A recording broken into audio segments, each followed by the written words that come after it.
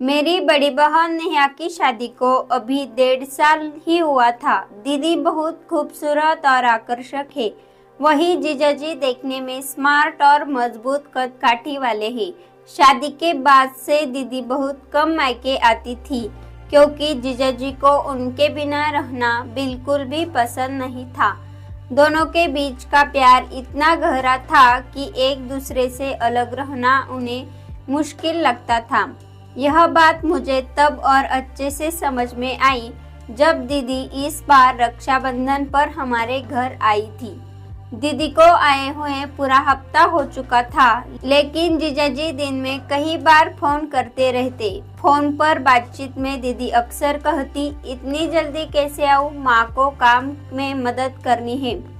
लेकिन फिर जीजाजी की बातें सुनकर खुद भी मुस्कुरा कर उठती है और कहती, आप भी ना ऐसी बातें करते हो कि मुझे आपकी और भी याद आने लगती है। इतने में माँ रसोई से आवाज देकर बोली, नेहा इधर आओ, हमें लड्डू और चूड़ा बनाना है।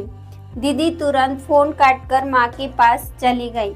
दिन भर हम सब ने मिलकर मिठाई बनाई। आधा काम शाम तक पूरा हुआ और बाकी अगले दिन करने का निश्चय किया गया। शाम ढल रही थी, मैं खिड़की से बाहर देख रही थी। तभी मेरी नजर एक पहचान वाले चेहरे पर पड़ी। जीजाजी बाहर खड़े थे। मैंने जल्दी से दीदी को आवाज लगाई। दीदी बाहर आकर बोली, अरे आप सच में आ गए, मुझे तो लगा मजाक कर रहे थे। माँ भी बाहर आ गई और बोली, अरे दामाद जी कब आए, खबर भी नहीं दी, पहले बता देते तो अच्छी तरह से स्वागत करते। जीजाजी मुस्कुराए और बोले, अरे सासू माँ, काम से शहर आया था, सोचा आप सबसे भी मिलता चलूं।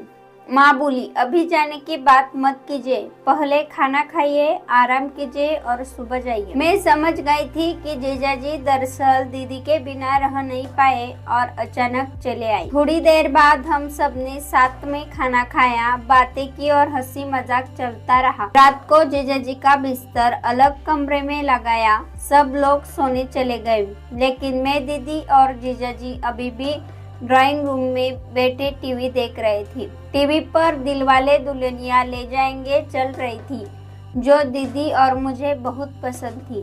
तभी जीजाजी ने जमाई लेते हुए कहा, ओह मुझे तो बहुत नींद आ रही है।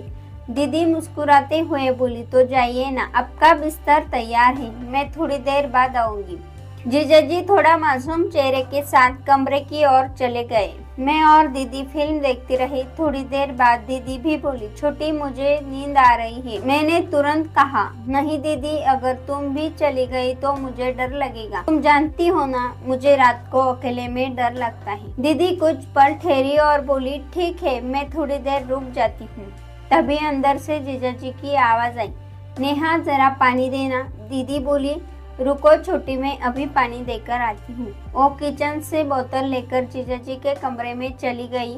मुझे लगा अभी आ जाएगी, पर 5 मिनट बीत गए और कोई नहीं लौटा। डर के मारे मैंने दीदी को आवाज दी। कुछ देर बाद वह बाहर आई।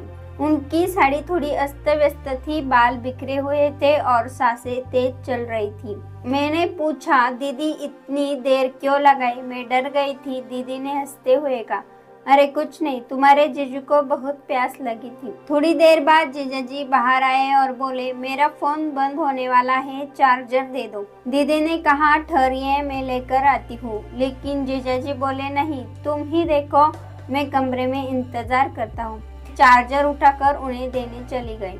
मैंने सोचा जल्दी लौट आएगी, पर वो नहीं लौटी। मैंने फिर आवाज दी, लेकिन इस बार उनकी आवाज थोड़ी अजीब लगी। अरे चार्जिंग अभी शुरू हुई है, तू जाकर सो जा। मैंने बहुत कहा, दीदी बस 10 मिनट के लिए दे दो, मेरा फोन फास्ट चार्जर होता है। आखिरकार दीदी बाहर आई और चार्जर मुझे दिया, लेकिन मैंने गौर किया वो अब साड़ी में नहीं थी, बल्कि जीजाजी के शर्ट पहने हुई थी। मैंने हैरानी से पूछा, दीदी ये क्या है, अपने जीजू का शर्ट क्यों पहन रखा है? वो थोड़ी झेप गई और बोली, चुप, तू सो जा, और फिर कमरे में लौट गई। मुझे शक तो हुआ, लेकिन मैंने कुछ नहीं कहा, अपना फोन चार्ज करने लगी। करीब आधे घंटे बाद बैटरी काफी चार्ज हो गई तो सोचा चार्जर वापस दे दूं। इस बार जब जीजाजी और दीदी के कमरे में गई तो दरवाजा पूरी तरह बंद नहीं था। धीरे से मैंने दरवाजा खोला और अंदर जो देखा मेरी आंखें खुली की खुली रह गई। वो नजारा मेरी जिंदगी का सबसे बड़ा राज बन गया। मैं हक्का बक्का रह गई, मेरे मुंह से आवाज तक नहीं निकली। मुझे विश्वास ही नहीं हो रहा था कि मैंने अपने आंखों से क्या देख लिया है। आगे क्या हुआ हो जानकर आप भी दंग रह जाएंगे। अगर आपको ये पहला भाग पसंद आया हो तो हमें जरूर बताएं। कहानी का पार्ट 2 जल्दी ही लेकर आएंगे। तब तक के लिए अलविदा।